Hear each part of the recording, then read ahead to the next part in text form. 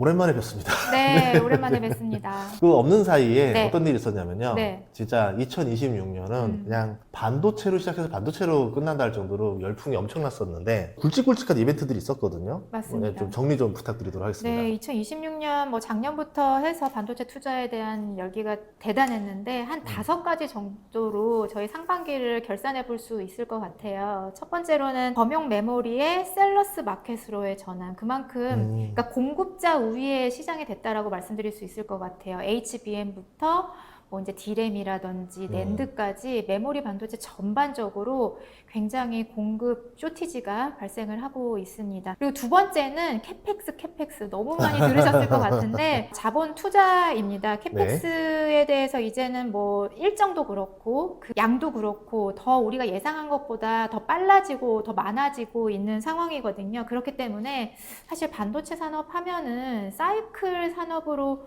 굉장히 조금 디스카운트를 주는 게 과거 전례였어요. 그러니까 2, 3년마다 굉장히 전방 산업에서 수요가 많이 불어났다가 그 수요에 대응하다 보니 공급이 또 과잉 공급이 되고 이런 사이클을 탔었었는데 이제는 캐펙스를 진행을 하는 것이 반도체가 장기 사이클에 진입을 했구나 이런 확신이 들었던 게 바로 2026년 상반기였던 것 같습니다. 그쵸. 네, 세 번째는 반도체 투자하시는 분들은 LTA 굉장히 많이 들어보셨을 것 같아요. 장기 공급 계약. 이 LTA 때문에 사실은 지금 삼성전자라든지 SK하이닉스가 캐펙스를 빠르게 진행할 수 있는 거거든요. 과거의 아픔 때문에 아무리 전방에서 수요가 있다고 하더라도 마음대로 공급을 늘릴 수 없었던 게 사실이고 현실이었습니다. 근데 이 LTA 때문에 이제는 마음 놓고 캐펙스를 집행할 수 있게 된 거죠. 이 LTA라는 것이 생산업체에 대한 어떤 수익 곡선의 안정화라든지 캐펙스에 대한 리스크를 완화해 주었던 키 포인트가 될 수 있을 것 같습니다. 그리고 네 번째는 SK하이닉스 ADR 상장이죠. 네.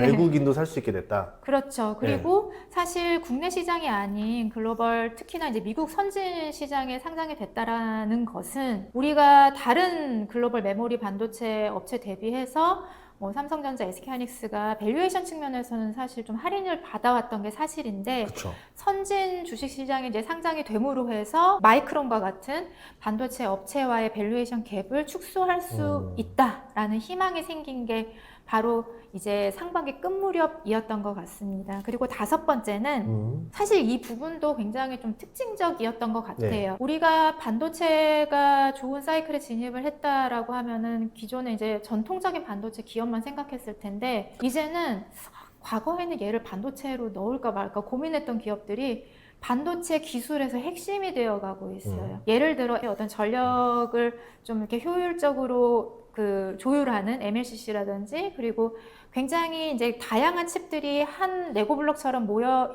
있기 때문에 바탕이 되게 중요해졌는데 그 바탕이 바로 이제 기판이거든요. 기판 쪽에서 새로운 기술이 계속 나타나고 있습니다. 그런 분야에서 기술력을 갖고 있는 기업들이 우리가 소위 말해 전통적인 반도체 기업은 아니었어요. 예를 들어 뭐 삼성전기라든지, 그쵸. LG 이노텍도 기판 쪽에서 부각을 받으면서 상반기 좀 주가 흐름이 좋았었고요. 그런 새로운 강자들이 나타났다는 것도 2026년 상반기 반도체 산업에서 좀 특이할 만한 이슈였지 않나의 그런 생각이 듭니다. 정말 많이 바뀌었네요. 네, 그 맞아요. 반년 사이에 이렇게 바뀔 수 있나. 그러니까요. 굉장히 정말 이렇게 정신 못 차릴 정도로 많은 뉴스들이 있었는데 사실 이 범용 메모리의 셀러스 마켓으로 전환이 굉장히 특징적인 것 같아요. 우리가 메모리 반도체 하면은 HBM밖에 생각을 안 했었었는데 이 HBM 자체가 굉장히 그 웨이퍼도 많이 써야 되고 수율도 다른 D램보다 낮기 때문에 엄청나게 생산 라인을 많이 잡아먹는데 그러다 보니 뭐 기존의 범용 D램이라든지 낸드를 생산할 여력이 좀 부족했던 거죠. 근데 때마침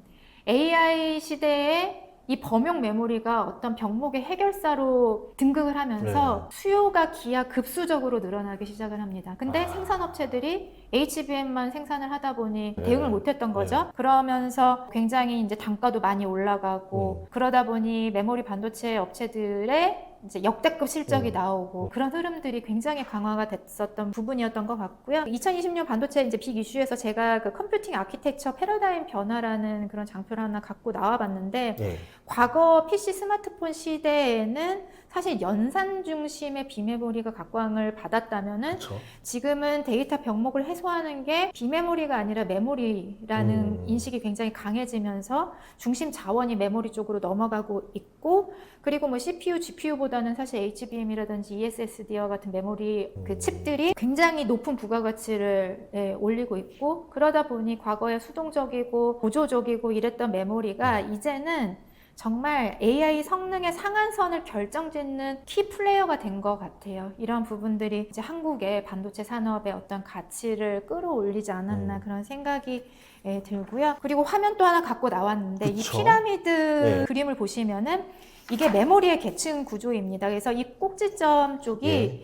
뭐 GPU라든지 그런 CPU와 같은 연산 프로세서와 밀접해 있는 메모리, 그 아래쪽은 ESSD라든지 낸드라든지 그런 예. 메모리 아. 쪽인데 예. 아래로 내려갈수록 이제 용량이 많아지고 위로 올라갈수록 속도가 빨라지고 고원가입니다. 근데 그 사이사이마다 새로운 기술력들이 이렇게 하나하나 떠오르고 있어요. 그래서 이 부분을 제가 가지고 나온 이유는 이런 파란색으로 표시되어 있는 이 메모리 기술력에 대해서 2026년 하반기에 조금 우리가 관심을 가져야 되지 않나 그런 생각이 들었습니다. 예를 들어 PIM이라고 예. 그 디램 안에 연산 기능을 추가함으로 해서 사실 지금 HBM과 그 GPU, CPU 간의 어떤 거리를 굉장히 축소시키면서 데이터의 그 왔다 갔다 함을 좀 빠르게 효율성 있게 하고자 하는 것이 기술의 중심인데 아예 디램에다가 연산 기능을 넣어버리는 거죠. 어떤 메모리 기술력도 사실 이제 상용화가 곧 눈앞에 있기 때문에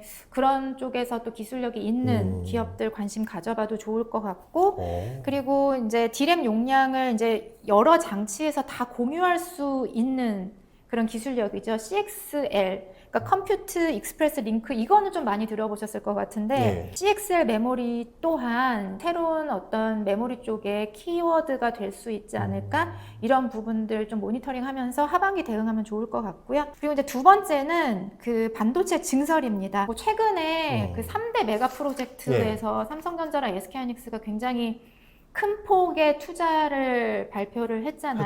했죠. 거기서 이제 삼성전자 같은 경우에는 평택의 5 라인의 그 증설 그 시기를 앞당기고, 그리고 SK하이닉스도 용인 1기에 대해서 그 완공 시점을 2027년 2월 정도로 앞당기는 등 굉장히 캐펙스가 좀 빠르게 그리고 더 큰 그 규모로 진행이 되고 있다.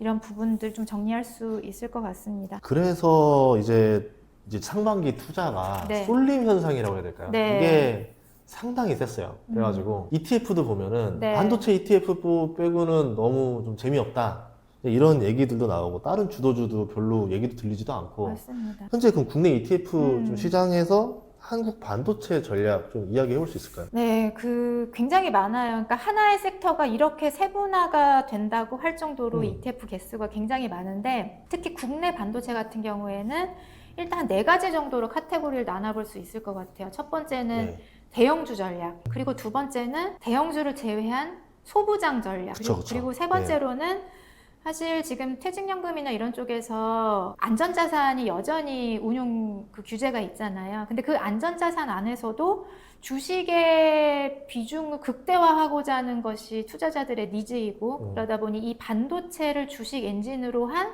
채권 혼합 ETF도 많이 상장이 되고 있습니다. 그리고 네 번째는 커버드 콜 전략이죠. 지금 ETF 시장에서 우리가 이제 뭐 테마는 반도체 많이 보고 있지만 월배당도 여전히 그 투자자분들의 중심에 서 있어요. 근데 이 월배당을 구현하는 데 있어서는 또 커버드 콜 전략만한 게 없는 거죠. 고배당 주식만 모아가지고 배당을 주는 그 전략이 사실 연 배당률이 뭐 한 3%에서 5% 사이기 때문에 배당 측면에서 높은 그 기대 수익률을 원하시는 분들이 많기 때문에 옵션 매도 전략을 구현을 하면서 커버드 콜 전략 을 많이 찾으시는데 반도체가 기초 자산으로 한 커버도콜 전략도 많이 나오고 있습니다. 근데 이제 대형주 전략이 가장 많죠. 아무래도 삼성전자랑 SK하이닉스를 네. 가장 선호하시기 때문에. 그쵸, 그쵸. 근데 포장지가 같다고 다 같은 건 아니에요.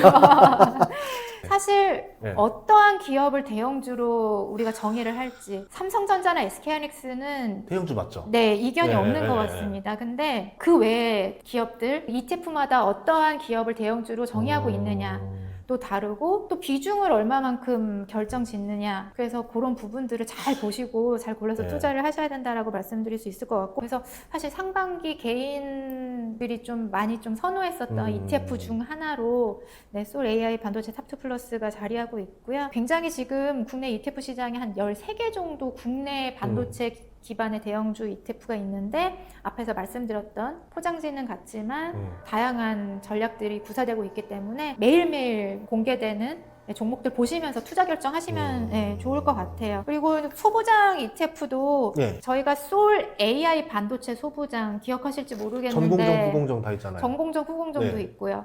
AI 반도체 소부장은 이제 2023년에 상장을 했고요. 전공정, 후공정은 2024년에 상장을 했는데 그때 이 소부장이라는 그 섹터가 부각이 된 것이 뭐 지금은 메모리 반도체 시대지만 AI 시대 초창기에는 GPU만 한 게 없었죠, 엔비디아에. 그쵸, 그냥 엔비디아 전성시대였잖아요. 그쵸. 네. 그 옆에서 도움을 주는 게 이제 바로 HBM이라는 그 메모리였기 때문에 거기서의 또 기술력이 이제 적층, 그리고 칩들을 구멍을 잘 내가지고 적층하는 그 기술력이 후공정단에서 부각이 됐기 때문에 그래서 그때 이제 소부장 ETF 그리고 다양한 후공정단에서의 이제 뭐 장비 전략 ETF, 다양한 ETF들이 상장이 됐었던 것 같아요. 그리고 저희 이제 솔 ETF에서 이렇게 2023년이 지나고 24년에 전공정, 후공정 굉장히 디테일하게 또 그거를 쪼개놨는데 근데 이제 소부장, AI 소부장 ETF는 브로드 인덱스예요. 소부장에 있어서 정말 대표성을 가지는 20개 종목을 선별해서 투자하는 브로드 인덱스인데 그때만 해도 제가 이제 투자자분을 만나보니까 반도체 소부장 성과가 너무 좋더라. 근데 이거 다 후공정 장비 때문 아니냐. 만약에 다시 반도체 사이클이 돌아와서 가동률이 올라가고 범용 메모리도 생산이 많이 된다라면은 전공정도 부각을 받을 것 같은데 거기서 이제 착안을 한 거죠. 이게 소부장 안에서도 전공정과 후공정이 부각을 받는 그 사이클이 다르구나. 이걸 쪼개놓으면은 그래도 조금 더 이 시장에 약간 세밀하게 민첩하게 대응하고 싶으신 분들한테 유용한 투자 수단이 될 수 있겠구나, 그런 생각에서 24년에 이제 전공정, 후공정 ETF를 상장을 하게 됐고요. 뒷부분에서 또 어떠한 성과 흐름들을 보였는지 한 번 더 자세히 좀 설명드릴 수 있을 것 같습니다. 좋습니다. 그래서 이 반도체 ETF 안에서도 유행이 좀 이렇게 탔다는 거잖아요. 네, 흐름이 맞습니다. 있다. 그러면은 이제 뭐 지금 뭐 반도체 주가가 올랐다 내렸다 이럴 수도 있지만 결국 이 장기적으로는 반도체라는 흐름 안에서 또 유행이 왔다 갔다 할 수 있을 것이다. 맞습니다. 다음 유행을 찾아야 된다. 네. 중요한 말입니다, 이거. 그래서 솔은 그것이 다 상품화가 되어 있으니 투자자분들이 그때그때 이제 대응하시면 좋을 것 같다. 솔 ETF로. ETF를 통해서 반도체 투자하는 거 어떤 장점이 있을까요? 그러니까 ETF가 기본적으로 그 여러 기업들을, 여러 종목들을 담는 포트폴리오 전략이죠. 아무래도 최소 구성 종목이 10종목 이어야 되기 때문에 여러 기업을 담는 포트폴리오 전략인데, 사실 지금 다양한 요인들이 혼재되어 있는 시장 상황 속에서 하나의 종목을 골라가지고 이 시장의 흐름을 완벽하게 투영하기는 쉽지 않은 것 같아요. 그게 반도체 투톱, 탑2에서도 극명하게 나타나는 것 같습니다. 2026년부터 흐름을 한번 보시면은 삼성전자와 SK하이닉스 비슷한 우상향 모습을 보이고 있지만은 성과 측면에서는 약간의 차이가 있어요. 두 기업 모두 우리가 그 메모리 반도체 글로벌 1, 2위로 생각을 하고 있는데 두 기업을 살펴본다라면 약간씩의 사업 구조가 다르거든요. 삼성전자는 HBM 그런 메모리 쪽도 생산을 하지만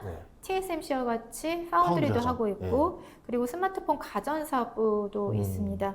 하지만 이제 SK하이닉스는 순수 메모리 HBM에 집중을 하기 때문에 지금과 같은 그 메모리 반도체 산업에 조금 더 예민하게 움직이는 것 같고요. 근데 그렇다고 해서 SK하이닉스다 이럴 수는 또 없을 것 같아요. 결국엔 또 파운드리 사업이 다시 이제 흑자 전환하고 돈을 벌기 시작을 한다라면은 삼성전자가 또 위에 있을 수 있거든요. 그쵸. 또 HBM4 시대는 또 어떻게 될지 모르고 그렇죠. 소부장 투자에서는 ETF의 효율성이 더 빛나는 것 같습니다. 특히나 지금처럼 기술 트렌드가 빛의 속도로 변화하는 그런 과정 속에서는 어떠한 특정 종목의 독주 시점을 예단하기는 쉽지 않기 때문에 이것 또한 포트폴리오 전략으로 즉 ETF로 대응하는 것이 좀 효율적이지 않나 그런 생각을 하고 있습니다. 그런데 분산 투자를 할 수 있는 ETF 장점 얘기하셨지만 상반기에 아까 말한 제일 좀 자금 유입 많이 되는 ETF 중에 하나가 1등인가요? 이게 솔 AI 반도체 탑2 플러스가? 상반기 자금 유입으로는 거의 상위권이다. 그러면 이 얘기는 근데 개인들은 어쨌든 아무리 분산 투자 얘기하셨지만 그래도 집중된 투자를 선호한다라는 거 아니에요? 맞습니다. 인기 비결이 어떤 거라고 보세요? 아무래도 그 반도체 탑2 삼성전자, SK하이닉스를 많은 비중으로 투자하고 있기 때문이겠죠. 그래서 관심을 한번 가지셨을 텐데 이렇게 삼성전자, SK하이닉스를 담고 있는 ETF는 너무너무 많습니다. 근데 우리가 한국의 반도체 산업을 얘기할 때 투톱, 탑2를 많이 하는데 최근에 또 신조어가 생긴 것 같아요. 4S, 반도체 4S. 이게 기업들의 앞자만 딴 건데 삼성전자, 삼성전기, SK하이닉스, 그리고 SK스퀘어입니다. 이 반도체 4S를 어떻게 보면은 좀 빠르게 ETF 안에서 구현을 했다라고 보시면 좋을 것 같고 그렇기 때문에 다른 대형주 ETF와는 조금 성과에서 많은 차이점이 났고요. 그렇죠. 이 ETF 저희 이제 3월에 그 새로운 상품 소개에서 이야기 들으셨겠지만 저희가 분기에 한번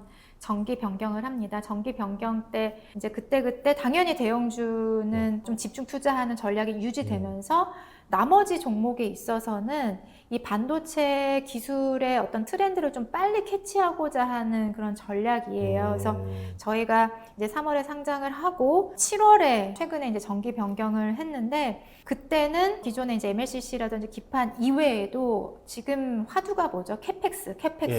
투자 이런 쪽이다 보니까 전공정 장비에 대한 어떤 실적에 대한 전망치 이런 것들이 많이 올라가고 있어요. 이 반도체 장비들이 생산 업체에서 수주를 받으면 리드 타임 한 6개월 정도라고 하더라고요.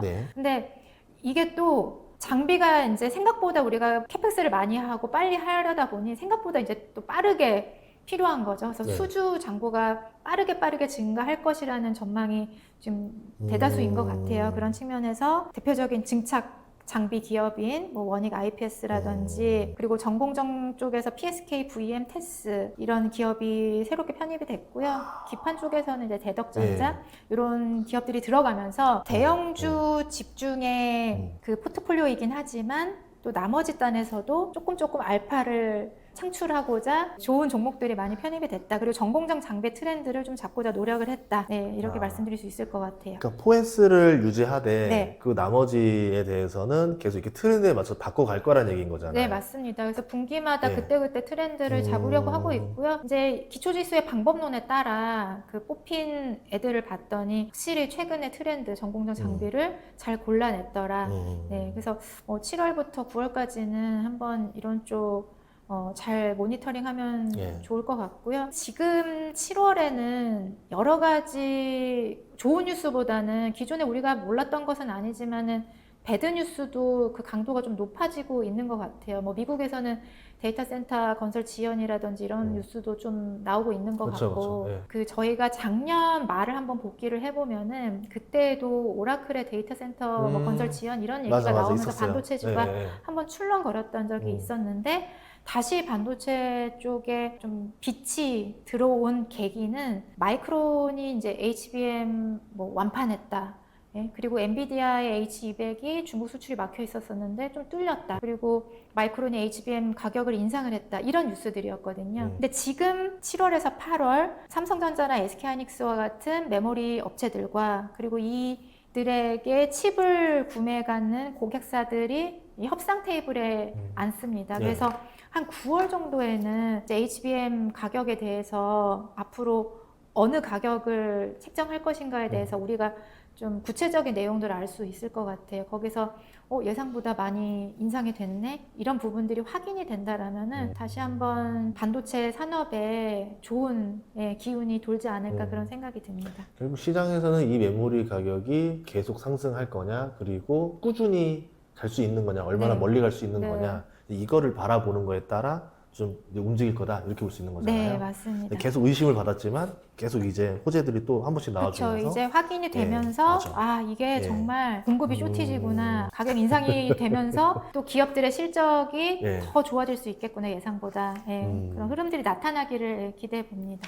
ETF 기존 상장한 것 중에서 유명한 ETF 3개가 있습니다. 전공정, 후공정, 소부장이 있는데 네. 아까 설명 조금 이제 해주셨는데 네. 구성 종목이랑 또 나머지 얘기들을 좀 더 해보면 좋을 것 같아요. 반도체 소부장 같은 경우에는 20종목에 투자를 하고 있고요. 네. 앞에서도 말씀을 드렸지만은 이제 브로드 인덱스이다 보니 지금 화면에서 보시다시피 장비 기업, 기판 쪽, 네. 그리고 뭐 소재 쪽 굉장히 다양하게 들어가 있습니다. 오삿 기업과 같은 이제 뭐 하나 마이크론도 보이고요. 네. 그리고 이제 전공정 기업은 이제 최근에 이제 증착 쪽에서 관심이 많기 때문에 워닝 IPS, 주성 엔지니어링, 그리고 뭐 HP 스피어 같이 고압수소 원일링 장비 기술력을 보유한 유일한 기업이라고 볼 수 있는 기업이 있고요.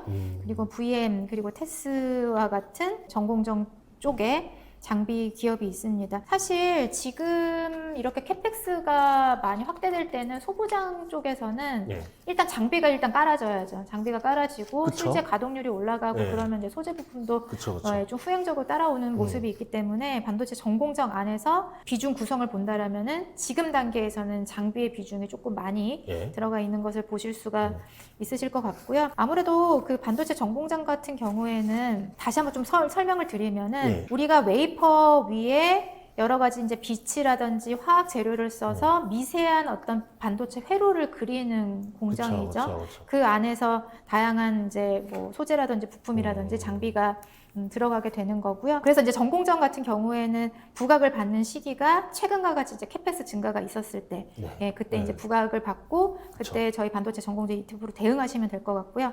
반도체 후공정은 이렇게 전공정을 통해서 완성된 그 웨이퍼를 실제로 이제 칩으로 쓸 수 있게 자르고, 이렇게 다듬고. 테스트하고 패키징하는 그 일련의 과정을 이제 후공정이라고 하는데 각광을 받을 수 있는 시기는 확실히 이제 HBM과 같은 어떤 새로운 기술 거기에다가 뭐 최근에는 칩과 칩 사이를 빈틈없이 단단하게 붙여서 열로 식혀주는 뭐 MR머프와 같은 첨단 후공정 기술이 부각이 될 때, 그리고 최근에는 사실 하나의 칩에 모든 기능을 넣기보다는 GPU라든지 뭐 HBM이라든지 통신 칩이라든지 각각 따로 만들어서 하나의 기판 위에 이렇게 모아져 있는 칩넷 구조가 대부분이잖아요. 네. 그런 것들이 더 많이 뭐 생산이 될 때. 근데 최근에는 이렇게 많은 애들을 올리다 보니 기판이 이 많은 애들을 들고 있을 힘이 없죠.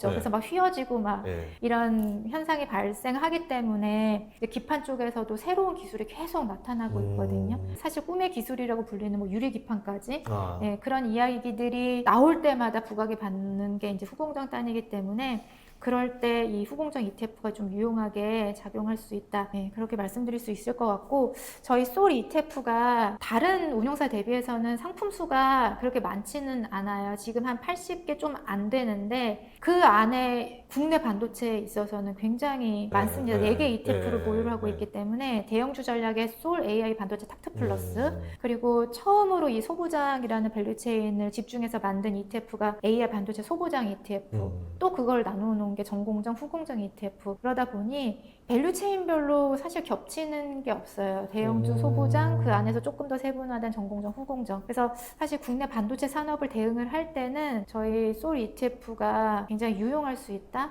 그거를 좀 자랑스럽게 말씀을 드리고 싶습니다. 그게 뭐냐면 트렌드에 뒤따라가기보다는 먼저 가는 플레이를 하더라고요. 아까 솔 탑2 플러스 때도 보면은 삼성전기 SK스퀘어 왜 넣을까 이랬는데 다 넣은 이유가 있더라고요. 지금 보니까 넣자고 한 이유가 있었어요? 네? 그쵸. SK스퀘어는 약간 지주회사로서 갖고 있는 계열사의 가치에 연동되는 것이 다른 지주회사들의 어떤 가치평가의 방법인데, 이 SK스퀘어는 이 SK스퀘어 가치평가의 기준이 되는 나부의 90% 이상을 SK하이닉스가 담당을 하고 있기 때문에 이 SK하이닉스에 좀 대한 으로 많이 활용이 되고 있더라고요. 아. 네, 그런 측면에서 좀 편입이 되게 됐고, 삼성전기는 MLCC와 기판 때문이었습니다. 그러면서 사실 실적도 너무 잘 나오고 있었고, 저희가 삼성전기를 눈여겨봤었던 단계가 있는데, 저희가 이것도 갑자기 반도체 말고 딴 얘기인데, 자동차 소부장 ETF가 있거든요. 그리고 저희가 자동차 탑3 플러스 ETF도 있고,